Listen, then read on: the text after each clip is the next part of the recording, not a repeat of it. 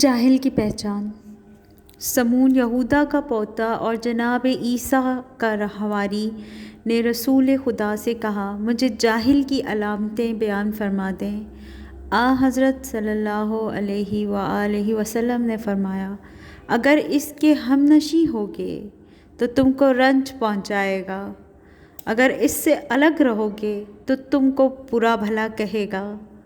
اگر کوئی چیز تم کو دے گا تو احسان جتائے گا، اگر تم اس کو کچھ دو گے تو ناشکری کرے گا، اگر اس سے کوئی راز کی بات کہو گے تو اس کو فاش کر کے تمہارے ساتھ خیانت کرے گا، تم سے کوئی راز کی بات کی تو افشائے راز کا الزام تم پر رکھے گا، اگر بے نیاز و مالدار ہو جائے گا تو مغرور سرکش ہو جائے گا اور سختی سے پیش آئے گا، اگر فقیر ہوگا تو خدا کی رحمتوں کا انکار کرے گا اور گناہ کی پرواہ نہیں کرے گا،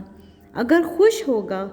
تو طغیان و زیادہ روی کرے گا، اگر غمگین ہوگا تو نا امید ہو جائے گا، اگر روئے گا تو نالہ و فریاد کرے گا،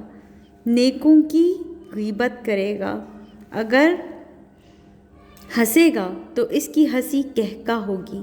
خدا کو دوست نہیں رکھے گا اور قانون الہی کا احترام نہیں کرے گا، خدا کو یاد نہیں کرے گا،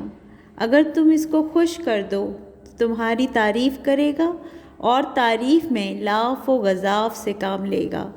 جو باتیں تمہارے اندر نہیں پائی جاتی تمہاری نیکیوں کے عنوان سے تم میں گنوائے گا،